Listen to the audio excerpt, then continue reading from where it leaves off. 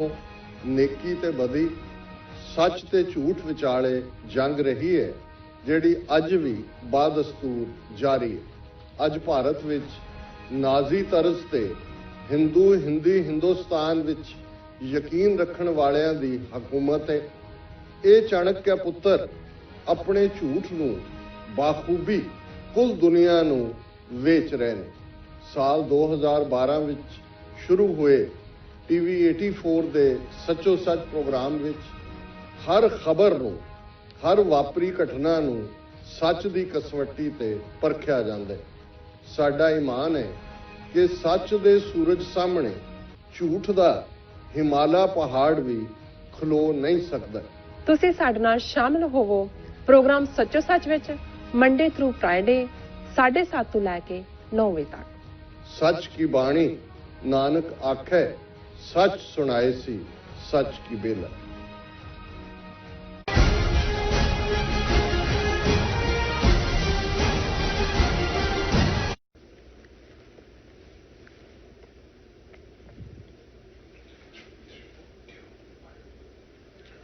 Viewers, break ਤੋਂ ਬਾਅਦ ਤੁਹਾਡਾ ਸਾਰਿਆਂ ਦਾ ਸਵਾਗਤ ਹੈ, ਜਿੱਥੇ ਅਸੀਂ ਪਹਿਲੇ ਸੈਗਮੈਂਟ ਦੇ ਵਿੱਚ ਕਸ਼ਮੀਰ ਦੇ ਵਿੱਚ ਜਿਹੜੀ ਇਹ ਸਿਚੁਏਸ਼ਨ ਬਣੀ ਹੋਈ ਹੈ ਧਾਰਾ 370 ਹਟਾਉਣ ਤੋਂ ਬਾਅਦ ਉਹਦੇ ਤੇ ਵਿਚਾਰ ਚਰਚਾ ਕੀਤੀ ਹੈ ਵੱਖ-ਵੱਖ ਪਹਿਲੂਆਂ ਤੋਂ। ਇੰਟਰਨੈਸ਼ਨਲ ਕਮਿਊਨਿਟੀ ਦਾ, ਵੱਖ-ਵੱਖ ਮੁਲਕਾਂ ਦਾ ਇਹਦੇ ਤੇ ਜਿੱਦਾਂ ਦਾ ਪ੍ਰਤੀਕਰਮ ਰਿਹਾ ਉਹ ਅਸੀਂ ਵਿਚਾਰ ਦੇ ਅਧੀਨ ਲਿਆਂਦਾ, ਤੇ ਸਿੱਖਾਂ ਦੀ ਕਸ਼ਮੀਰੀਆਂ ਦੇ ਨਾਲ ਸਾਂਝ ਕਿਵੇਂ ਸਿੱਖਾਂ ਨੇ ਇਸ ਸਾਰੇ ਸਮੇਂ ਦੇ ਵਿੱਚ ਪਿਛਲੇ ਜਦੋਂ ਤੋਂ 5 ਅਗਸਤ ਤੋਂ ਇਹ ਸਪੈਸ਼ਲ ਸਟੇਟਸ ਕਸ਼ਮੀਰ ਨੂੰ ਦਿੱਤਾ ਹੋਇਆ ਸੀ ਉਹ ਹਟਾਇਆ ਗਿਆ, ਕਿਵੇਂ ਸਿੱਖਾਂ ਨੇ ਕਸ਼ਮੀਰੀਆਂ ਦੇ ਹੱਕ ਦੇ ਵਿੱਚ ਹਾਂ ਦਾ ਨਾਅਰਾ ਮਾਰਿਆ, ਉਹਦੀ ਬੈਕਗਰਾਊਂਡ ਤੇ ਅਸੀਂ ਡਿਸਕਸ਼ਨ ਕੀਤੀ ਹੈ ਜਾਂ ਵਿਚਾਰ ਚਰਚਾ ਕੀਤੀ ਹੈ। ਸੋ ਇਸੇ ਨੂੰ ਅਸੀਂ ਅੱਗੇ ਤੋਰਦੇ ਹਾਂ ਡਾਕਟਰ ਅਮਰਜੀਤ ਸਿੰਘ ਹੋਰਾਂ ਦੇ ਨਾਲ। ਡਾਕਟਰ ਸਾਹਿਬ, ਜਿਵੇਂ ਇਸ ਸਾਰੇ ਪਾਰਟ ਤੇ ਅਸੀਂ ਕਈ ਪਹਿਲੂਆਂ ਤੋਂ ਜਿਹੜਾ ਹੈਗਾ ਵਿਚਾਰ ਚਰਚਾ ਕੀਤੀ ਹੈ, ਤੇ ਹੁਣ ਅਸੀਂ ਗੱਲ ਕਰੀਏ ਥੋੜਾ ਜਿਹਾ ਅੱਗੇ। ਹੁਣ 15 ਅਗਸਤ ਸਾਡੇ ਸਾਹਮਣੇ ਆ। 15 ਅਗਸਤ ਭਾਰਤ ਦਾ ਜਿਹੜਾ ਹੈ ਉਹ ਆਜ਼ਾਦੀ ਦਿਹਾੜਾ ਹੈ।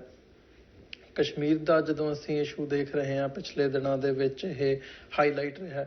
ਸਿੱਖ ਕੌਮ ਵੱਲੋਂ ਹਮੇਸ਼ਾ ਬਾਹਰਲੇ ਮੁਲਕਾਂ ਦੇ ਵਿੱਚ, ਇੱਥੇ ਅਮਰੀਕਾ 'ਚ, ਕੈਨੇਡਾ ਦੇ ਵਿੱਚ, ਯੂਰਪ ਦੇ ਵਿੱਚ ਪ੍ਰੋਟੈਸਟ ਜਿਹੜੇ ਨੇ ਉਹ ਲੀਕੇ ਜਾਂਦੇ ਨੇ ਕਿ 15 ਅਗਸਤ ਦਾ ਜਿਹੜਾ ਦਿਨ ਹੈ ਉਹ ਸਿੱਖਾਂ ਦਾ ਆਜ਼ਾਦੀ ਦਿਹਾੜਾ ਨਹੀਂ ਹੈਗਾ। ਸੋ ਇਸ ਵਾਰ ਕਸ਼ਮੀਰ ਦਾ ਵੀ ਜਿਹੜਾ ਇਸ਼ੂ ਹੈ ਉਹ ਨਾਲ ਜੁੜਿਆ। ਬਹੁਤੀਆਂ ਥਾਵਾਂ ਦੇ ਉੱਤੇ ਕਸ਼ਮੀਰੀ ਜਿਹੜੇ ਹੈਗੇ ਆ ਜਾਂ ਜਿਹੜੀ ਮੁਸਲਮਾਨ ਕਮਿਊਨਿਟੀ ਹੈ ਉਹਨਾਂ ਦੇ ਵੱਲੋਂ ਇਹਨਾਂ ਪ੍ਰੋਟੈਸਟ ਦੇ ਵਿੱਚ ਸ਼ਮੂਲੀਅਤ ਕਰਨ ਦੀ ਲਾਈਨ ਦੇਖੀ ਜਾ ਰਹੀ ਹੈ। ਉਹ ਨਿਊਯਾਰਕ ਹੋਵੇ, ਹਿਊਸਟਨ ਹੋਵੇ, ਟੋਰਾਂਟੋ ਹੋਵੇ, ਲੰਡਨ ਹੋਵੇ, ਸਾਰੇ ਸ਼ਹਿਰਾਂ ਦੇ ਵਿੱਚ ਇੱਕ ਜਿਹੜੀ ਇਕਮੁੱਠਤਾ ਹੈ ਉਹ ਦੇਖਣ ਨੂੰ ਮਿਲ ਰਹੀ ਹੈ। ਤੇ ਖਾਸ ਤੌਰ ਤੇ ਜੇ ਆਜ਼ਾਦੀ ਦੀ ਗੱਲ ਕਰਦੇ ਹਾਂ ਤਾਂ ਪਾਕਿਸਤਾਨ ਦਾ ਜਿਹੜਾ ਆਜ਼ਾਦੀ ਦਾ ਦਿਹਾੜਾ ਹੈ ਉਹ 14 ਅਗਸਤ ਦਾ, ਤੇ ਉਹਨਾਂ ਨੇ ਆਲਰੇਡੀ ਅਨਾਊਂਸ ਕੀਤਾ ਹੋਇਆ ਵੀ ਅਸੀਂ 14 ਅਗਸਤ ਦਾ ਜਿਹੜਾ ਦਿਨ ਹੈ ਉਹ ਕਸ਼ਮੀਰ ਸੋਲੀਡੈਰਿਟੀ ਡੇ ਦੇ ਤੌਰ ਤੇ ਵੀ ਮਨਾਵਾਂਗੇ। ਕਸ਼ਮੀਰੀਆਂ ਦੇ ਨਾਲ ਅਸੀਂ ਜਿਹੜੀ ਹੈ ਇਕਮੁੱਠਤਾ ਦਾ ਇਜ਼ਹਾਰ ਕਰਾਂਗੇ। ਸੋ ਇਸ ਪਾਰਟ ਨੂੰ ਕਿਵੇਂ ਦੇਖਦੇ ਹੋ, ਜਿੱਥੇ ਇੱਕ ਯੂਨਿਟੀ ਦਾ ਮੈਸੇਜ ਜਾਂਦਾ ਹੈ, ਤੇ ਤੁਸੀਂ ਕਿਹਾ ਵੀ ਇਹ ਜਿਹੜੀ ਸਟਰਗਲ ਹੈ ਇਹ ਇਸ ਨੂੰ ਮੈਂ ਅੱਗੇ ਮਤਲਬ ਉਸ ਪਾਸੇ ਨੂੰ ਲੈ ਕੇ ਜਾਊਂਗਾ, ਪਰ ਇਸ ਐਂਗਲ ਤੋਂ ਕਿਵੇਂ ਦੇਖਦੇ ਹੋ ਜਿੱਥੇ ਇਹ ਯੂਨਿਟੀ ਦੀ ਗੱਲ ਹੈ? ਦੇਖੋ, ਪਾਕਿਸਤਾਨ ਦੀ ਨੈਸ਼ਨਲ ਸਿਕਿਉਰਿਟੀ ਕਮੇਟੀ ਨੇ ਜਿਹੜੇ ਫੈਸਲੇ ਲਏ ਜਿਨ੍ਹਾਂ ਦੇ ਵਿੱਚ ਭਾਰਤ ਦੇ ਹਾਈ ਕਮਿਸ਼ਨਰ ਨੂੰ ਬਾਹਰ ਕੱਢਿਆ ਗਿਆ, ਭਾਰਤ ਦੇ ਨਾਲ ਟ੍ਰੇਡ ਜਿਹੜਾ ਹੈ ਉਹ ਸਸਪੈਂਡ ਕੀਤਾ ਗਿਆ, ਸਮਝੌਤਾ ਐਕਸਪ੍ਰੈਸ, ਥਾਰ ਐਕਸਪ੍ਰੈਸ ਇਹ ਖਤਮ ਕੀਤੀਆਂ ਗਈਆਂ।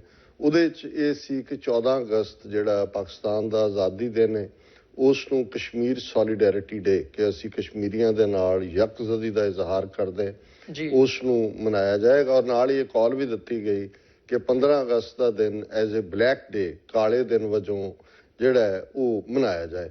ਸੋ ਜ਼ਾਹਰ ਹੈ ਜਿੱਥੇ ਸਿੱਖ ਕੌਮ ਦੇ ਮੁੱਦੇ ਤੇ ਤਾਂ ਇਹ ਗੱਲ ਦਾ ਬਹੁਤ ਸਾਰੇ ਸ਼ਾਇਦ ਸਾਡੇ ਆਪਣੇ ਭਰਾਵਾਂ ਭੈਣਾਂ ਨੂੰ ਵੀ ਨਹੀਂ ਪਤਾ ਕਿ ਜਿਵੇਂ ਕਸ਼ਮੀਰੀਆਂ ਦੇ ਨਾਲ ਤਾਂ ਜੋ ਇਕਰਾਰ ਹੋਏ ਆਰਟੀਕਲ 370 ਸ਼ੇਖ ਅਬਦੁੱਲੇ ਦੇ ਨਾਲ ਐਗਰੀਮੈਂਟ ਉਸ ਦਾ ਹਿੱਸਾ ਬਣਿਆ, ਉਹਨੂੰ ਵੀ ਇੱਕ ਕਾਗਜ਼ ਦੇ ਟੁਕੜੇ ਦੀ ਤਰ੍ਹਾਂ ਫਾੜ ਕੇ ਰੱਦੀ ਦੀ ਟੋਕਰੀ 'ਚ ਸੁੱਟ ਦਿੱਤਾ ਗਿਆ। ਪਰ ਸਿੱਖ ਨੁਮਾਇੰਦੇ ਕਾਂਸਟੀਟਿਊਐਂਟ ਅਸੈਂਬਲੀ ਦੇ ਵਿੱਚ ਤਰਲੇ ਕਰਦੇ ਰਹੇ ਕਿ ਵੀ ਤੁਸੀਂ ਸਾਡੇ ਨਾਲ ਜਿਹੜੇ ਇਕਰਾਰ ਕੀਤੇ ਸੀ ਕਿ ਵੀ ਤੁਹਾਨੂੰ ਅਸੀਂ ਭਾਰਤ ਦੇ ਨਾਰਥ ਵਿੱਚ ਜਿਹੜੇ ਨਹਿਰੂ ਦੇ ਲਫ਼ਜ਼, ਗਾਂਧੀ ਦੇ ਐਸਾ ਖਿੱਤਾ ਦਿਆਂਗੇ so that Sikhs may also be able to enjoy the glow of freedom, ਕਿ ਜੀ ਉਹ ਵੀ ਆਜ਼ਾਦੀ ਦਾ ਨਿੱਘ ਮਾਣ ਸਕਣੀ ਦਾ ਕੀ ਬਣਿਆ। ਔਰ ਉਹਦੇ 'ਚ ਨਹਿਰੂ ਨੇ ਕਿਹਾ ਕਿ ਜੀ ਸਰਕਮਸਟੈਂਸਿਸ ਹੈਵ ਨਾਊ ਚੇਂਜਡ, ਜਿਵੇਂ ਅੱਜ ਮੋਦੀ ਔਰ ਅਮਿਤ ਸ਼ਾਹ ਔਰ ਉਹਨਾਂ ਦਾ ਇੱਕ ਆਮ ਆਦਮੀ ਪਾਰਟੀ ਦਾ ਕੁੱਤਾ ਜਿਹੜਾ ਕਿ ਜਿਹਨੂੰ ਕਦੇ ਕਵੀ ਕਹਿ ਕੇ ਜਿਹੜਾ ਇਹ ਪੂਰਾ ਪ੍ਰੋਜੈਕਟ ਕੀਤਾ ਜਾਂਦਾ ਸੀ, ਉਹ ਕਹਿ ਰਿਹਾ ਕਿ ਜੀ ਇਹ ਜਦੋਂ ਅਸੀਂ ਘਰ ਬਣਾਉਂਦੇ ਹਾਂ ਛੱਤ ਨੀਵੀਂ ਰਹਿ ਜਾਂਦੀ ਹੈ, ਅਗਲਾ ਪੁੱਤਰ ਆਉਂਦਾ ਹੈ ਉਹਨੂੰ ਛੱਤ ਨੂੰ ਉੱਚੀ ਕਰ ਦਿੰਦਾ ਹੈ, ਨੀਵੀਂ ਨੂੰ ਢਾਹ ਦਿੰਦਾ ਹੈ। ਔਰ ਇਹ ਜਿਹੜਾ ਕੁਮਾਰ ਵਿਸ਼ਵਾਸ ਉਹ ਇਸ ਕਿਸਮ ਦੀ ਜਸਟੀਫਿਕੇਸ਼ਨ ਕਰ ਰਹੇ ਨੇ। ਪਰ ਸਿੱਖ ਨੁਮਾਇੰਦਿਆਂ ਨੂੰ ਤਾਂ ਨਹਿਰੂ ਨੇ ਇਹ ਕਹਿ ਕਿ circumstances have now change, Patel ਨੂੰ ਰਿਮਾਈਂਡ ਕਰਵਾਇਆ, ਉਹ ਕਹਿੰਦਾ ਜੀ ਸਿੱਖਸ ਹੈਵ ਮਿਸ ਦਾ ਬਸ। ਸੋ ਜਿਹੜੇ ਸਿੱਖ ਨੁਮਾਇੰਦੇ ਸੀ ਕਾਂਸਟੀਟਿਊਂਟ ਅਸੈਂਬਲੀ 'ਚ, ਦੋ ਨੁਮਾਇੰਦੇ ਸਨ, ਭੁਪਿੰਦਰ ਸਿੰਘ ਮਾਨ ਔਰ ਹੁਕਮ ਸਿੰਘ, ਉਹਨਾਂ ਨੇ ਕਾਂਸਟੀਟਿਊਂਟ ਅਸੈਂਬਲੀ 'ਚ ਖਲੋ ਕੇ ਕਿਹਾ this is betrayal of the Sikhs, this is betrayal of the promises made to the Sikhs, we reject this constitution, ਕਿ ਇਹ ਸਾਡੇ ਨਾਲ ਗਦਾਰੀ ਹੈ, ਸਾਡੇ ਨਾਲ ਕੀਤੀ ਇਹ ਵਾਅਦਾ ਖਿਲਾਫੀ ਹੈ ਔਰ ਅਸੀਂ ਇਸ ਆਇਨ ਨੂੰ ਨਹੀਂ ਮੰਨਦੇ, ਅਸੀਂ ਇਹ ਤੁਹਾਡੇ ਜਿਹੜਾ ਕਾਨੂੰਨੀ ਦਸਤੂਰ ਨੂੰ ਨਹੀਂ ਮੰਨਦੇ ਔਰ ਅਸੀਂ ਇਸ ਦੇ ਉੱਤੇ ਦਸਤਖਤ ਨਹੀਂ ਕਰਦੇ। ਸੋ ਫੈਕਟ ਹਮੇਸ਼ਾ ਇਹ ਰਿਹਾ ਕਿ ਡੀ ਫੈਕਟੋ ਭਾਵੇਂ ਸਿੱਖ ਕੌਮ ਕੈਪਚਰ ਹੋਈ ਹੈ ਭਾਰਤ ਦੇ ਨਕਸ਼ੇ ਦੇ ਵਿੱਚ, ਡੀ ਜੂਰਿਸ ਕਾਨੂੰਨੀ ਤੌਰ ਦੇ ਉੱਤੇ ਅਸੀਂ ਇਹਨਾਂ ਦਾ ਹਿੱਸਾ ਨਹੀਂ। ਇਸ ਲਈ ਸਾਡੇ ਲਈ ਤਾਂ 15 ਅਗਸਤ ਪਹਿਲੇ ਦਿਨ ਤੋਂ ਹੀ ਕਾਲਾ ਦਿਨ ਰਿਹਾ ਔਰ 26 ਜਨਵਰੀ 1950 ਨੂੰ ਜਦੋਂ ਭਾਰਤ ਦਾ ਆਇਨ ਲਾਗੂ ਹੋਇਆ ਸੀ, ਤੁਸੀਂ ਉਦੋਂ ਦੀਆਂ ਅਖਬਾਰਾਂ ਕੱਢ ਕੇ ਦੇਖ ਲਓ, ਉਦੋਂ ਜੇ ਟੀਵੀ ਤਾਂ ਦੂਜਾ ਤਾਂ ਨਹੀਂ ਸੀ, ਕਿ ਸਿੱਖਾਂ ਨੇ ਉਸ ਦਿਨ ਆਪਣੇ ਘਰਾਂ ਦੇ ਬਾਹਰ ਕਾਲੇ ਝੰਡੇ ਲਹਿਰਾਏ ਸੀ, ਸਿੰਘਾਂ ਨੇ ਕਾਲੀਆਂ ਦਸਤਾਰਾਂ ਸਜਾਈਆਂ ਸੀ, ਬੀਬੀਆਂ ਨੇ ਕਾਲੇ ਦੁਪੱਟੇ ਚੁੰਨੀਆਂ ਲਈਆਂ ਸੀ। ਸੋ ਅਸੀਂ ਤਾਂ ਪਿਛਲੇ 72 ਸਾਲ ਤੋਂ ਹੀ ਕਾਲਾ ਦਿਨ ਸਾਡੇ ਦੋਨੋਂ ਹੀ 15 ਅਗਸਤ ਔਰ 26 ਜਨਵਰੀ ਇਹ ਦੋਨੋਂ ਦਿਨ ਕਾਲੇ ਦਿਨ ਰਹੇ ਨੇ। ਔਰ ਇਸ ਵਾਰ ਮੈਂ ਸਮਝਦਾ ਵੀ ਇੱਕ ਪਾਸੇ ਜਿੱਥੇ ਸਿੱਖਸ ਫਾਰ ਜਸਟਿਸ ਨੇ ਇਸ ਮੁੱਦੇ ਦੇ ਉੱਤੇ ਕਾਫੀ ਕੰਮ ਕੀਤਾ ਉਹਨਾਂ ਨੇ, ਕਿਉਂਕਿ ਹੁਣ ਅਸੀਂ ਸਿਰਫ ਪ੍ਰੋਟੈਸਟ ਰੈਲੀਆਂ ਤੱਕ ਮਹਿਦੂਦ ਨਹੀਂ ਹੈ, ਇਹ ਵੀ ਕਿਤੇ ਨਾ ਕਿਤੇ ਜਿਹੜਾ ਇਸ ਨੂੰ ਰਿਐਕਟਿਵ ਵੀ ਕਿਹਾ ਜਾਂਦਾ ਪਰ ਪ੍ਰੋਐਕਟਿਵ ਅਪਰੋਚ ਲੈਂਦੇ ਆ ਉਹਨਾਂ ਨੇ ਜਿਹੜੇ ਫੈਸਲੇ ਲਏ ਨੇ ਉਹ ਇਹ ਹੈ ਕਿ ਭਾਰਤੀ ਕੌਂਸੂਲੇਟਸ, ਹਾਈ ਕਮਿਸ਼ਨਰਸ ਔਰ ਐਮਬੈਸੀਆਂ ਦੇ ਬਾਹਰ ਖਾਲਿਸਤਾਨ ਦੇ ਝੰਡੇ ਚੜਾਏ ਜਾਣਗੇ। ਸੋ ਜ਼ਾਹਰ ਹੈ ਕਿ ਵੀ ਇਹਨਾਂ ਨਾਲੋਂ ਤੋੜ ਵਿਛੋੜ ਦਾ ਅਸੀਂ ਪਹਿਲਾਂ ਹੀ ਕੀਤਾ ਹੋਇਆ, ਹੁਣ ਅਸੀਂ ਇਹ ਦੱਸਣਾ ਵੀ ਸਾਡੀ ਸਟਰਗਲ ਖਾਲਿਸਤਾਨ ਦੇ ਲਈ ਹੈ ਔਰ ਅਸੀਂ ਖਾਲਿਸਤਾਨ ਦਾ ਝੰਡਾ ਦਰਿਆਏ ਜਮਨਾ ਤੋਂ ਵਾਘਾ ਤੱਕ ਇੰਡੀਪੈਂਡੈਂਟ ਸੋਵਰਨ ਨੇਸ਼ਨ ਖਾਲਿਸਤਾਨ ਅਸੀਂ ਲਿਬਰੇਟ ਕਰਵਾਉਣਾ ਹੀ ਕਰਵਾਉਣਾ। ਸੋ ਇਸ ਵਾਰ ਜੋ ਕੁਝ 5 ਅਗਸਤ ਨੂੰ ਕਸ਼ਮੀਰ ਦੇ ਹਵਾਲੇ ਨਾਲ ਆਈਨੀ ਗੁੰਡਾਗਰਦੀ ਇਹਨਾਂ ਨੇ ਕੀਤੀ ਹੈ, ਨਤੀਜੇ ਦੇ ਤੌਰ ਤੇ ਜਿੱਥੇ ਸਿੱਖ ਕੌਮ ਕਸ਼ਮੀਰੀਆਂ ਦੇ ਨਾਲ ਖਲੋਤੀ ਹੈ ਔਰ ਅਸੀਂ ਪਿਛਲੇ ਦਿਨਾਂ 'ਚ ਹੀ ਇੰਡੀਅਨ ਮਿਸ਼ਨ ਜਿਹੜਾ UN ਮਿਸ਼ਨ ਹੈ ਉਹਦੇ ਬਾਅਦ ਜ਼ੋਰਦਾਰ ਪ੍ਰੋਟੈਸਟ ਜਿਹੜਾ ਕਸ਼ਮੀਰੀ ਪਾਕਿਸਤਾਨੀ ਔਰ ਸਿੱਖਾਂ ਦਾ ਸਾਂਝਾ ਪ੍ਰੋਟੈਸਟ ਸੀ, ਜਿਹਨੂੰ ਸਾਡੇ ਚੈਨਲ TV 84 ਨੇ ਲਾਈਵ ਕਵਰ ਵੀ ਕੀਤਾ ਔਰ ਉਸ ਨੂੰ ਬਹੁਤ ਦੁਨੀਆ ਭਰ ਦੇ ਵਿੱਚ ਸਰਾਹਿਆ ਗਿਆ ਕਿ ਵੀ ਕੱਲਾ ਇਹੀ ਨਹੀਂ ਹੈ ਕਿ ਵੀ ਸਿੱਖ ਮੁਸਲਮਾਨ ਪਾਕਿਸਤਾਨੀ ਔਰ ਕਸ਼ਮੀਰੀ ਮੁਸਲਮਾਨ ਭੈਣ ਭਰਾ ਇਕੱਠੇ ਹੋਏ, ਪਰ ਅੱਜ ਸਾਡੇ ਕੋਲ ਇਲੈਕਟ੍ਰੋਨਿਕ ਮੀਡੀਆ 'ਚ ਆਪਣੇ TV ਚੈਨਲਸ ਰਾਹੀਂ ਉਹ ਜ਼ਰੀਆ ਵੀ ਹੈ ਜਿਹਦੇ ਰਾਹੀਂ ਅਸੀਂ ਉਹਨਾਂ ਦੇ ਝੂਠ ਨੂੰ ਜਿਹੜਾ ਉਹ ਐਕਸਪੋਜ਼ ਕਰਦੇ ਹਾਂ, ਬੇਨਕਾਬ ਕਰਦੇ ਹਾਂ। ਔਰ ਇਸੇ ਤਰ੍ਹਾਂ ਹੀ 14 ਅਗਸਤ ਦਾ ਦਿਨ ਜਿੱਥੇ ਵੀ ਕਸ਼ਮੀਰ ਸੋਲੀਡੈਰਿਟੀ ਡੇ ਦੇ ਤੌਰ ਤੇ ਪਾਕਿਸਤਾਨੀ ਕਮਿਊਨਿਟੀ ਵੱਲੋਂ ਮਨਾਇਆ ਜਾਏਗਾ, ਅਸੀਂ ਸਿੱਖ ਕੌਮ ਵੱਲੋਂ ਉਹਦੇ 'ਚ ਪਾਰਟਿਸਿਪੇਟ ਕਰਨ ਦੀ ਗੁਜ਼ਾਰਿਸ਼ ਵੀ ਕਰਦੇ ਔਰ ਵੱਧ ਤੋਂ ਵੱਧ ਉਹ 'ਚ ਸ਼ਮੂਲੀਅਤ ਕਰੋ। ਔਰ 15 ਅਗਸਤ ਦੇ ਪ੍ਰੋਗਰਾਮ ਜਿਵੇਂ ਕਿ ਉਹ ਲੀਕੇ ਹੋਏ ਨੇ ਥਾਂ ਥਾਈਂ, ਨਿਊਯਾਰਕ ਦੇ ਵਿੱਚ ਵੀ ਜਿਹੜਾ ਇੰਡੀਅਨ ਮਿਸ਼ਨ ਜਿਹਦੇ ਬਾਹਰ ਸਿੱਖ ਔਰ ਕਸ਼ਮੀਰੀ ਇਕੱਠੇ ਹੋਣਗੇ, ਉੱਥੋਂ ਮਾਰਚ ਕਰਕੇ ਜਿਹੜਾ ਯੂਨਾਈਟਿਡ ਨੇਸ਼ਨਸ ਦੇ ਸਾਹਮਣੇ ਆ ਕੇ ਉਹ ਪ੍ਰੋਟੈਸਟ ਔਰ ਜਿੱਥੇ ਫਿਰ ਝੰਡਾ ਚਲਾਇਆ ਜਾਏਗਾ ਖਾਲਿਸਤਾਨ ਦਾ ਵੀ ਕਸ਼ਮੀਰ ਦਾ ਵੀ, ਔਰ ਉਸ ਦੇ ਲਈ ਕਾਫੀ ਵੱਡੀ ਗਿਣਤੀ ਦੇ ਵਿੱਚ ਸਿੱਖ ਸੰਗਤਾਂ ਨੂੰ ਜਿਹੜਾ ਉਹ ਉਹਨਾਂ ਨੇ ਸ਼ਮੂਲੀਅਤ ਕਰਨੀ ਹੈ, ਕਸ਼ਮੀਰੀ ਭੈਣਾਂ ਭਰਾਵਾਂ ਨੇ ਵੀ ਕਰਨੀ ਹੈ। ਔਰ ਇਸੇ ਤਰ੍ਹਾਂ ਈਵਨ TV 84 ਤੇ ਚੱਲ ਰਿਹਾ ਜਨੀਵਾ ਦੇ ਵਿੱਚ ਜਿੱਥੇ ਕਿ United Nations human right council ਦਾ ਹੈੱਡਕੁਆਰਟਰ ਹੈ, ਉੱਥੇ ਵੀ ਵੱਡੀ ਗਿਣਤੀ ਦੇ ਵਿੱਚ ਜਿਹੜੀ ਹੈ ਇਹ ਜੁਆਇਨ ਕਰਨਗੇ ਸਿੱਖ ਔਰ ਕਸ਼ਮੀਰੀ, ਔਰ ਖਾਲਿਸਤਾਨ ਦਾ ਔਰ ਕਸ਼ਮੀਰ ਦਾ ਝੰਡਾ ਲਹਿਰਾਇਆ ਜਾਏਗਾ। ਸੋ ਅਸੀਂ ਇਹ ਅਪੀਲ ਵੀ ਕਰਦੇ ਹਾਂ ਦੁਨੀਆ ਭਰ 'ਚ ਬੈਠੇ ਆਪਣੇ ਵਿਊਅਰਸ ਨੂੰ, ਸਿੱਖ ਸੰਗਤਾਂ ਨੂੰ, ਆਪਣੇ ਕਸ਼ਮੀਰੀ ਭੈਣਾਂ ਭਰਾਵਾਂ ਨੂੰ ਕਿ ਦੇਖੋ ਇਸ ਵੇਲੇ ਜੋ ਕਸ਼ਮੀਰ ਵਾਦੀ ਦੇ ਵਿੱਚ ਚੱਲ ਰਿਹਾ, ਜੇ ਅਸੀਂ ਉਹਨਾਂ ਦੇ ਲਈ ਹਾਂ ਦਾ ਨਾਰਾ ਵੀ ਨਹੀਂ ਮਾਰ ਸਕਦੇ, ਇੱਕ ਦਿਨ ਸਪੇਅਰ ਵੀ ਨਹੀਂ ਕੱਢ ਸਕਦੇ, ਤਾਂ ਫਿਰ ਸਾਡੇ ਜੀਣ ਤੇ ਵੀ ਲਾਹਨਤ ਹੈ। ਮੈਂ ਸਮਝਦਾ ਹਾਂ ਵੀ ਆਪਣੇ ਲਈ ਤਾਂ ਸਾਰੇ ਜਾਨਵਰ ਔਰ ਦੂਜੇ ਵੀ ਜਿਹੜੇ ਨੇ ਆਪਣਾ ਢਿੱਡ ਭਰਨ ਦੇ ਲਈ ਜਿਉਂਦੇ ਨੇ, ਪਰ ਜਦੋਂ ਕਿਸੇ ਤੇ ਜ਼ੁਲਮ ਹੋ ਰਿਹਾ ਹੁੰਦਾ ਹੈ, ਉਸ ਜ਼ੁਲਮ ਦੇ ਖਿਲਾਫ ਉਹਨੂੰ ਵੰਗਾਰਨਾ, ਚੈਲੰਜ ਕਰਨਾ, ਅਸੀਂ ਘੱਟੋ ਘੱਟ ਹੋਰ ਕੁਝ ਨਹੀਂ ਕਰ ਸਕਦੇ, ਘੱਟੋ ਘੱਟ ਉਹਨਾਂ ਦੇ ਲਈ ਹਾਂ ਦਾ ਨਾਅਰਾ ਜ਼ਰੂਰ ਮਾਰੀਏ। ਇਕੱਠੇ ਹੋ, ਜਿੱਥੇ ਜਿੱਥੇ ਵੀ ਤੁਹਾਨੂੰ ਸੱਦਾ ਮਿਲਦਾ, ਨਹੀਂ ਕਿਤੇ ਕੋਈ ਪ੍ਰਬੰਧ ਕੀਤਾ ਹੋਇਆ, ਤੁਸੀਂ ਸ਼ਾਰਟ ਨੋਟਿਸ ਤੇ ਪ੍ਰਬੰਧ ਕਰੋ। ਕੋਈ ਜ਼ਰੂਰੀ ਨਹੀਂ ਹੁੰਦਾ ਕਿ ਪ੍ਰੋਟੈਸਟ ਹਜ਼ਾਰਾਂ ਜਾਂ ਲੱਖਾਂ ਦੇ ਹੀ ਹੁੰਦੇ ਨੇ। ਈਵਨ ਇੱਕ ਬੰਦਾ ਵੀ ਖਲੋ ਕੇ ਜਦੋਂ ਭਾਰਤੀ ਐਮਬੈਸੀ ਜਾਂ ਕੌਂਸੂਲੇਟ ਜਾਂ ਹਾਈ ਕਮਿਸ਼ਨ ਵੱਲ ਉਂਗਲ ਕਰਕੇ ਕਹਿੰਦਾ ਕਿ ਅਸੀਂ ਤੁਹਾਡੇ ਜ਼ੁਲਮਾਂ ਨੂੰ ਨਕਾਰਦੇ ਔਰ ਅਸੀਂ ਆਜ਼ਾਦੀ ਹਾਸਲ ਕਰਨੀ ਹੈ, ਉਹ ਵੀ ਪ੍ਰੋਟੈਸਟ ਹੁੰਦਾ। ਤੁਸੀਂ ਜਿੱਥੇ ਜਿੱਥੇ ਵੀ ਹੋ, ਜੇ ਤੁਸੀਂ ਰੱਬ ਦੇ ਦਰਬਾਰ ਦੇ ਵਿੱਚ, ਉਹਦੀ ਦਰਗਾਹ ਦੇ ਵਿੱਚ ਦੁਆ ਕਰਦੇ ਹੋ, ਅਰਦਾਸ ਕਰਦੇ ਹੋ, ਆਪਣੇ ਧਿਆਨ 'ਚ ਲਿਆਂਦੇ ਹੋ ਕਸ਼ਮੀਰ ਵਾਦੀ ਦੇ 12 ਮਿਲੀਅਨ ਤੋਂ ਜ਼ਿਆਦਾ ਲੋਕ ਜਿਹੜੇ ਉੱਥੇ ਫਸੇ ਹੋਏ ਨੇ ਇਸ ਵੇਲੇ ਭਾਰਤੀ ਫੌਜ ਦੀ ਚੁੰਗਲ ਦੇ ਵਿੱਚ, ਉਹਨਾਂ ਦੇ ਜ਼ੁਲਮ ਸਹਾਰ ਰਹੇ ਨੇ, ਉਹਨਾਂ ਦੇ ਲਈ ਦੁਆ ਕਰੋ। ਪਰ ਬਾਹਰ ਨਿਕਲ ਕੇ ਜਿਹੜਾ ਪ੍ਰੋਟੈਸਟ ਹੁੰਦਾ ਹੈ, ਬਾਹਰ ਨਿਕਲ ਕੇ ਚੈਲੰਜ ਹੁੰਦਾ ਹੈ, ਬਾਹਰ ਨਿਕਲ ਕੇ ਯਕਜ਼ਦੀ ਦਾ ਇਜ਼ਹਾਰ ਕਰਨਾ ਹੁੰਦਾ ਹੈ, ਇਹਦੀ ਇੱਕ ਆਪਣੀ ਅਹਿਮੀਅਤ ਹੁੰਦੀ ਹੈ। ਸੋ ਮੈਂ ਤਾਂ ਇਹੀ ਕਹਾਂਗਾ ਕਿ ਵੱਡੀ ਗਿਣਤੀ ਦੇ ਵਿੱਚ ਇਹਨਾਂ ਪ੍ਰੋਟੈਸਟ ਰੈਲੀਆਂ ਦੇ ਵਿੱਚ, ਡੈਮੋਨਸਟ੍ਰੇਸ਼ਨਸ ਦੇ ਵਿੱਚ, ਜਿੱਥੇ ਕਿਤੇ ਸੈਮੀਨਾਰ ਰੱਖੇ ਜਾ ਰਹੇ ਨੇ, ਉਹਨਾਂ ਦੇ ਵਿੱਚ ਪਾਰਟਿਸਿਪੇਟ ਕਰੋ। ਜੀ ਡਾਕਟਰ ਸਾਹਿਬ, ਜਿਹੜੇ ਸਾਡਾ ਹੁਣ ਸ਼ੋਅ ਅਖੀਰਲੇ ਪਲਾਂ ਦੇ ਵੱਲ ਨੂੰ ਵੱਧ ਰਿਹਾ, ਪਰ ਜਾਂਦੇ ਜਾਂਦੇ ਮੈਂ ਇੱਕ ਸਵਾਲ ਜ਼ਰੂਰ ਪੁੱਛਣਾ ਚਾਹੂੰਗਾ। ਜਿਹੜੀ ਇਹ ਸਟਰਗਲ ਹੈ, ਕਸ਼ਮੀਰ ਦੀ ਸਟਰਗਲ, ਅਸੀਂ ਦੇਖਦੇ ਹਾਂ ਹੁਣ ਬੱਚੇ ਦੀ ਜ਼ੁਬਾਨ ਤੇ ਪਿਛਲੇ ਸਮੇਂ ਦੇ ਵਿੱਚ ਦੇਖਿਆ ਗਿਆ ਕਿ ਆਜ਼ਾਦੀ ਦੀ ਗੱਲ ਹੈ, ਕਸ਼ਮੀਰੀ ਜਿਹੜੇ ਹੈਗੇ ਆ ਉਹ ਆਜ਼ਾਦੀ ਚਾਹੁੰਦੇ ਆ, ਤੇ ਜਿਹੜਾ ਇਹ ਮੂਵ ਹੁਣ ਭਾਰਤ ਦੀ ਸਰਕਾਰ ਵੱਲੋਂ ਚੁੱਕਿਆ ਗਿਆ, ਇਹਦਾ ਇੰਪੈਕਟ ਕੀ ਹੋਵੇਗਾ? ਹੁਣ ਜਿਹੜੀ ਕਸ਼ਮੀਰ ਦੀ ਸਟਰਗਲ ਹੈ, ਆਉਣ ਵਾਲੇ ਸਮੇਂ ਦੇ ਵਿੱਚ ਕਿਸ ਡਾਇਰੈਕਸ਼ਨ ਦੇ ਵੱਲ ਜਾਂਦੀ ਦੇਖਦੇ ਹੋ? What's coming next? ਤੇ ਖਾਸ ਤੌਰ ਤੇ ਦੇ ਵਿੱਚ ਇੱਕ ਅਫਗਾਨਿਸਤਾਨ ਦਾ ਜਿਹੜਾ ਫੈਕਟਰ ਹੈ, ਉਹ ਵੀ ਮੈਂ ਇਨਕਲੂਡ ਕਰਨਾ ਚਾਹੂੰਗਾ ਵੀ ਉੱਥੋਂ ਜੇ ਅਮਰੀਕਾ ਵਾਪਸ ਨਿਕਲਦਾ ਹੈ ਤਾਂ ਜਿਹੜੇ ਉੱਥੇ ਅਫਗਾਨਿਸਤਾਨ ਦੇ ਵਿੱਚ ਤਾਲਿਬਾਨ ਹੋਵੇ ਜਾਂ ਬਾਕੀ ਜਿਹੜੇ ਗਰੁੱਪ ਹੈਗੇ ਆ, ਕਿ ਉਹਨਾਂ ਦਾ ਵੀ ਰੁਖ ਕਸ਼ਮੀਰ ਵੱਲ ਨੂੰ ਹੋ ਸਕਦਾ? ਦੇਖੋ, ਸਵਾਲ ਤੁਹਾਡਾ ਬੜਾ ਵਾਜਬ ਹੈ ਔਰ ਟਾਈਮਲੀ ਹੈ। ਦੋ ਗੱਲਾਂ ਦੇਖਣ ਵਾਲੀਆਂ ਨੇ। ਭਾਰਤ ਆਪਣੇ ਨੇਬਰਹੁੱਡ 'ਚ ਵੀ ਔਰ ਇੰਟਰਨੈਸ਼ਨਲ ਡਿਪਲੋਮੇਸੀ ਦੇ ਵਿੱਚ ਵੀ ਪਿਛਲੇ ਬਰਨਰ ਦੇ ਉੱਤੇ ਪੁਸ਼ ਹੋ ਗਿਆ ਸੀ, ਕਿਉਂਕਿ ਜਿਹੜੀ ਫਾਈਨਲ ਮੀਟਿੰਗ ਬੀਜਿੰਗ ਦੇ ਵਿੱਚ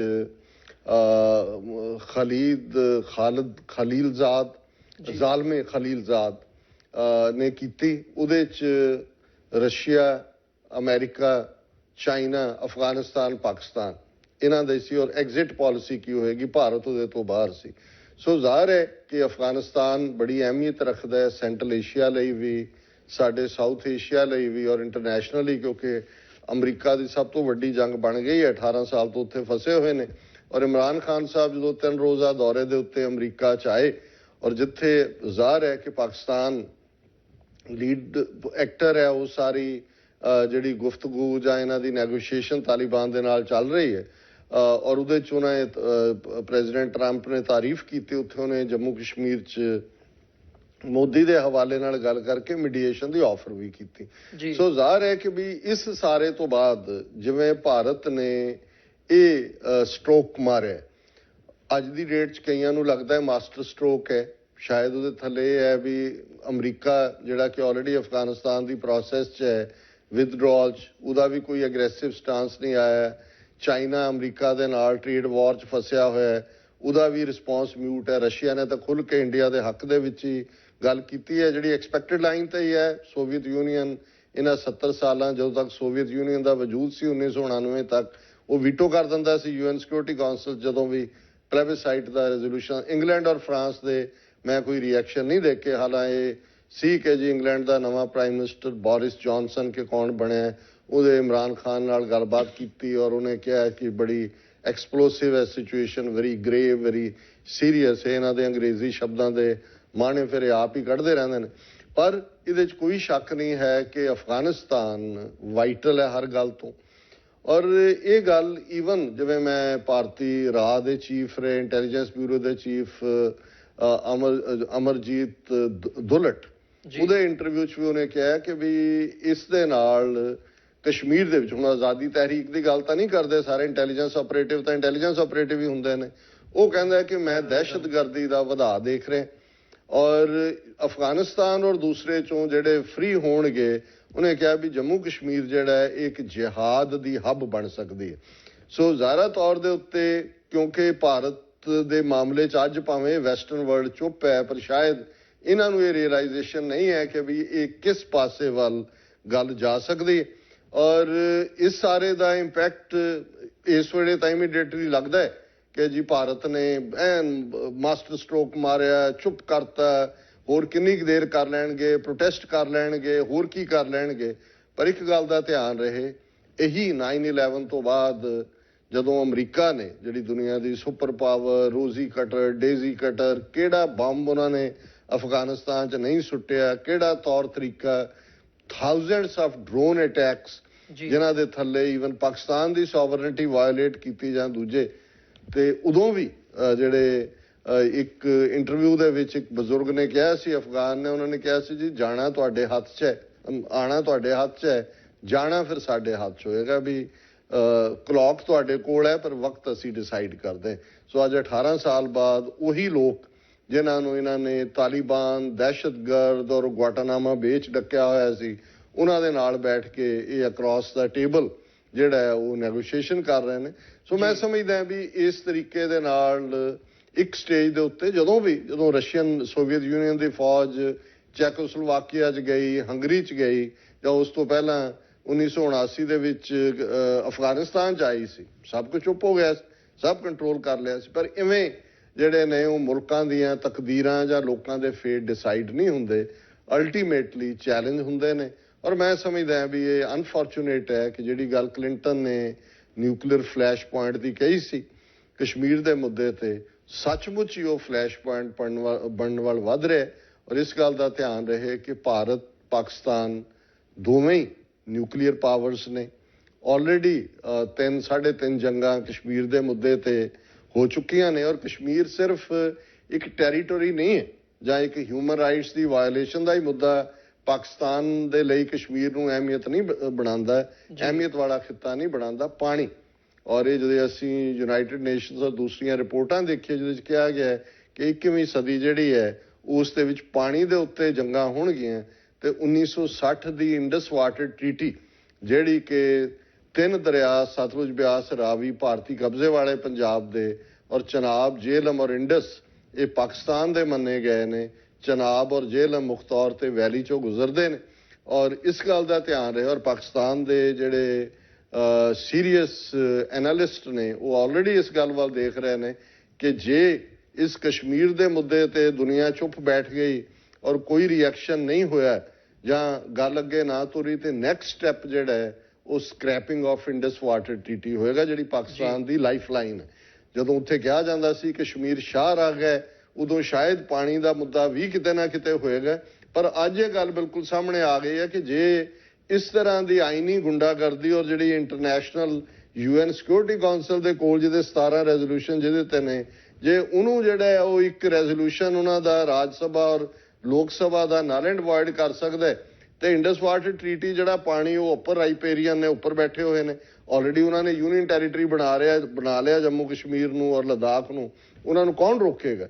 ਸੋ ਇਸ ਗੱਲ ਦੇ ਉੱਤੇ ਮੈਂ ਸਮਝਦਾ ਵੀ ਇਹ ਅੱਜ ਬੇਸ਼ੱਕ ਹੁਣ ਉਹਨਾਂ ਦੇ ਜਿਹੜਾ ਉਹ ਫੌਜੀ ਚੀਫ ਭਾਰਤ ਦੇ ਨੇ ਕਿਹਾ ਜੀ ਅਸੀਂ LOC ਦੇ ਉੱਤੇ ਫੌਜ ਦੀ movement just as a precautionary major ਹੈ, ਪਰ ਇਹ ਇਮੈਜਿਨ ਕਰੋ ਕਿ ਪਾਕਿਸਤਾਨ ਵੀ ਜੇ ਹੁਣ ਉਹ ਇਹ ਕਹੇ ਕੱਲ੍ਹ ਨੂੰ ਉੱਥੋਂ ਦੇ ਜਿਹੜੀ ਐਸਟੈਬਲਿਸ਼ਮੈਂਟ ਕਿ ਹੈਲ ਵਿਦ ਦਾ ਅਫਗਾਨਿਸਤਾਨ ਔਰ ਅਮਰੀਕਾ, ਜੇ ਤੁਸੀਂ ਸਾਡੇ ਨਾਲ ਨਹੀਂ ਖਲੋਤੇ, ਫੌਜ ਇੱਧਰ ਆ ਕੇ ਖਲੋ ਜਾਂਦੀ ਹੈ, ਫਿਰ ਇਹ ਆਈ ਬਾਲ ਟੂ ਆਈ ਬਾਲ ਨਹੀਂ ਰਹੇਗੀ। ਜਿਵੇਂ ਅੱਜ ਹਿੰਦੂ ਤਵੀ ਭੂਤਰੇ ਹੋਏ ਨੇ, ਇਹ ਜੈਨੂਅਲੀ ਬਿਲੀਵ ਕਰਦੇ ਨੇ ਕਿ ਜੇ ਅਸੀਂ ਸੁਪਰ ਪਾਵਰ ਬਣ ਗਏ, ਅਸੀਂ ਅਖੰਡ ਭਾਰਤ ਬਣਾ ਦੇਣਾ, ਫਿਰ ਕੋਈ ਵੀ ਵਾਰ ਜਿਹੜੀ ਹੈ ਇੰਡੀਆ ਪਾਕਿਸਤਾਨ ਦੇ ਵਿਚਾਲੇ ਉਹ ਰਵਾਇਤੀ ਹਥਿਆਰਾਂ ਤੱਕ ਨਹੀਂ ਰਹੇਗੀ ਔਰ ਉਹ ਨਿਊਕਲੀਅਰ 'ਚ ਐਂਡ ਹੋਏਗੀ। ਔਰ ਮੈਂ ਬਤੌਰੇ ਸਿੱਖ, ਜਿੱਥੇ ਅਸੀਂ ਦੋਨੋਂ ਪਾਸਿਆਂ ਦੀ ਪੀੜ ਨੂੰ, ਦੋਵੇਂ ਹੀ ਪੰਜਾਬ ਸਾਡੇ ਨੇ, ਬਾਬੇ ਨਾਨਕ ਦੀ ਉਹ ਧਰਤੀ, ਪਾਕਿਸਤਾਨ ਸਾਡੇ ਲਈ ਇੱਕ ਪਾਕ ਧਰਤੀ ਹੈ, ਸਾਡਾ ਮੱਕਾ ਔਰ ਮਦੀਨਾ, ਨਨਕਾਣਾ ਸਾਹਿਬ, ਕਰਤਾਰਪੁਰ ਸਾਹਿਬ ਪਾਕਿਸਤਾਨ 'ਚ ਨੇ। ਸਾਡਾ ਹੈਰੀਟੇਜ ਲਗਭਗ 70% ਸਿੱਖ ਹੈਰੀਟੇਜ ਪਾਕਿਸਤਾਨੀ ਪੰਜਾਬ ਦੇ ਵਿੱਚ ਹੈ, ਔਰ ਇੱਧਰ ਭਾਰਤੀ ਕਬਜ਼ੇ ਵਾਲੇ ਪੰਜਾਬ 'ਚ ਸਾਡੀ ਸਮੁੱਚੀ ਸਿੱਖ ਕੌਮ ਦਾ ਆਲਮੋਸਟ 80% ਸਾਡੀ ਆਬਾਦੀ ਜਮਨਾ ਤੋਂ ਵਾਘਾ ਤੱਕ ਹੈ। ਔਰ ਕੋਈ ਵੀ ਇਸ ਕਿਸਮ ਦੀ ਵਾਰ ਸਾਡੀ ਸਿਵਲਾਈਜੇਸ਼ਨ, ਸਾਡੀ ਲੈਗੇਸੀ ਦੀ ਮੁਕੰਮਲ ਬਰਬਾਦੀ ਹੋਏਗੀ, ਟੋਟਲ ਐਨਾਹੀਲੇਸ਼ਨ ਹੋਏਗੀ। ਸੋ ਮੈਂ ਇਹ ਮਹਿਸੂਸ ਕਰਦਾ ਕਿ ਸ਼ਾਇਦ ਸਾਡਾ ਵੀ ਇੱਕ ਵੱਡਾ ਤਬਕਾ ਉਹ ਘਰਾਂ 'ਚ ਬੈਠਾ ਆਰਾਮ ਨਾਲ ਬੈਠੇ ਨੇ, ਉਹਨਾਂ ਨੂੰ ਲੱਗਦਾ ਹੈ ਕਿ ਵੀ ਇਹ ਸ਼ਾਇਦ ਇਹ ਜਿਹੜੀ ਅੱਗ ਹੈ, ਜੰਗਲ ਦੀ ਅੱਗ, ਜੰਗਲ ਸਾਥੋਂ ਦੂਰ ਹੈ ਤੇ ਸਾਡੇ ਤੱਕ ਨਹੀਂ ਪਹੁੰਚਣੀ। ਤੇ ਮੈਂ ਕਬੀਰ ਸਾਹਿਬ ਦਾ ਫਰਮਾਨ ਜਿਹੜਾ ਗੁਰੂ ਗ੍ਰੰਥ ਸਾਹਿਬ 'ਚ ਹੈ ਕਿ ਜੋ ਪਾੜੋਸੀ ਕੇ ਹੁਆ ਤੂੰ ਆਪਣੇ ਹੀ ਜਾਣ, ਕਿ ਜੋ ਗੁਆਂਢੀ ਦੇ ਨਾਲ ਹੋਇਆ ਸਮਝ ਤੇਰੇ ਨਾਲ ਹੀ ਹੋਇਆ, ਅਸੀਂ ਤਾਂ ਪਹਿਲਾਂ ਹੀ ਉਸ ਨੂੰ ਹੰਡਾਇਆ ਹੋਇਆ ਹੈ। ਸੋ ਮੈਂ ਸਮਝਦਾ ਵੀ ਸਿਚੁਏਸ਼ਨ ਬਹੁਤ ਐਕਸਪਲੋਸਿਵ ਬਣਾ ਦਿੱਤੀ ਹੈ ਇਹਨਾਂ ਨਾਜ਼ੀ ਤਰਜ਼ ਦੇ ਹਿੰਦੂ ਤਵੀਆਂ ਨੇ, ਔਰ ਬਰਬਾਦੀ ਤੋਂ ਬਿਨਾਂ ਕੁਛ ਨਹੀਂ ਨਿਕਲਣਾ। ਪਰ ਫਿਰ ਵੀ ਜਿੱਥੇ ਅਸੀਂ ਸਾਡਾ ਯਤਨ ਹੈ, ਜਿਵੇਂ ਅਕਸਰ ਇਹ ਕਹਾਣੀ ਕਿ ਜੰਗਲ 'ਚ ਅੱਗ ਲੱਗੀ ਹੈ, ਇੱਕ ਚਿੜੀ ਜਿਹੜੀ ਹੈ ਉਹ ਪਾਣੀ ਦੀ ਇੱਕ ਬੂੰਦ ਲਿਆਂਦੀ ਹੈ, ਉਹਦੇ ਤੇ ਸੁੱਟਦੀ ਹੈ, ਉਹਨੂੰ ਕਿਸੇ ਨੇ ਕਿਹਾ ਵੀ ਤੂੰ ਕਿਹੜਾ ਪਾਣੀ ਦੇ ਤੇਰਾ ਨਾਲ ਅੱਗ ਬੁਝ ਰਹੀ ਹੈ, ਉਹਨੇ ਕਿਹਾ ਵੀ ਨਹੀਂ, ਕੱਲ ਨੂੰ ਜਦੋਂ ਹਿਸਾਬ ਕਿਤਾਬ ਮੰਗਿਆ ਜਾਏਗਾ ਰੱਬ ਦੀ ਦਰਗਾਹ ਦੇ ਵਿੱਚ, ਮੈਂ ਇਹ ਤਾਂ ਕਹਾਂਗੀ ਕਿ ਮੇਰੇ ਕੋਲ ਤਾਂ ਆਹੀ ਤੂੰ ਮੈਨੂੰ ਚੁੰਝ ਦਿੱਤੀ ਸੀ ਤੇ ਮੈਂ ਜਿਹੜਾ ਆਪਣਾ ਫਰਜ਼ ਨਿਭਾਇਆ। ਸੋ ਮੈਂ ਸਮਝਦਾ ਵੀ ਇਸ ਵੇਲੇ ਸਾਨੂੰ ਸਭ ਨੂੰ ਆਪਣਾ ਆਪਣਾ ਫਰਜ਼ ਨਿਭਾਉਣ ਦੀ ਲੋੜ ਹੈ। ਜੀ ਬਿਲਕੁਲ ਡਾਕਟਰ ਸਾਹਿਬ, ਤੁਹਾਡਾ ਬਹੁਤ ਬਹੁਤ ਧੰਨਵਾਦ। ਜਿਹੜੇ ਵਿਊਅਰਸ, ਦਰਸ਼ਕ ਸਾਡੇ ਨਾਲ ਇਸ ਵਕਤ ਜੁੜੇ ਹੋਏ ਆ, ਉਮੀਦ ਕਰਦੇ ਹਾਂ ਅੱਜ ਦੀ ਜਿਹੜੀ ਇਹ ਵਿਚਾਰ ਚਰਚਾ ਸੀ ਤੁਹਾਨੂੰ ਜ਼ਰੂਰ ਪਸੰਦ ਆਈ ਹੋਵੇਗੀ। ਸੋ ਇਹਨਾਂ ਹੀ ਸ਼ਬਦਾਂ ਦੇ ਨਾਲ ਜਿੱਥੇ ਅੱਜ ਦੇ ਸ਼ੋਅ ਦੇ ਵਿੱਚ ਅਸੀਂ ਤੁਹਾਡੇ ਕੋਲ ਇਜਾਜ਼ਤ ਚਾਹਾਂਗੇ, ਕੱਲ ਨੂੰ ਦੁਬਾਰਾ ਫੇਰ ਸੱਚੋ ਸੱਚ ਜਿਹੜਾ ਪ੍ਰੋਗਰਾਮ ਹੈ ਉਹ ਸਟੂਡੀਓ ਦੇ ਵਿੱਚ ਨਿਊਯਾਰਕ ਤੋਂ ਅਸੀਂ ਕਰਾਂਗੇ। ਬੀਬੀ ਨੀਲਮ ਕੌਰ ਉਹਨੂੰ ਕੰਡਕਟ ਕਰਨਗੇ। ਸੋ ਅੱਜ ਦੇ ਸ਼ੋਅ ਦੇ ਵਿੱਚ ਅਸੀਂ ਇੱਥੇ ਹੀ ਇਜਾਜ਼ਤ ਚਾਹਾਂਗੇ। ਦੁਬਾਰਾ ਫੇਰ ਕੱਲ ਨੂੰ ਤੁਹਾਡੇ ਨਾਲ ਮੁਲਾਕਾਤ ਹੋਵੇਗੀ। ਡਾਕਟਰ ਸਾਹਿਬ ਬਹੁਤ ਬਹੁਤ ਧੰਨਵਾਦ ਤੁਹਾਡਾ। ਫਤਿਹ ਦੀ ਸਾਂਝ ਪਾਈ ਅੰਤ ਦੇ ਵਿੱਚ। ਵਾਹਿਗੁਰੂ ਜੀ ਕਾ ਖਾਲਸਾ, ਵਾਹਿਗੁਰੂ ਜੀ ਕੀ ਫਤਿਹ।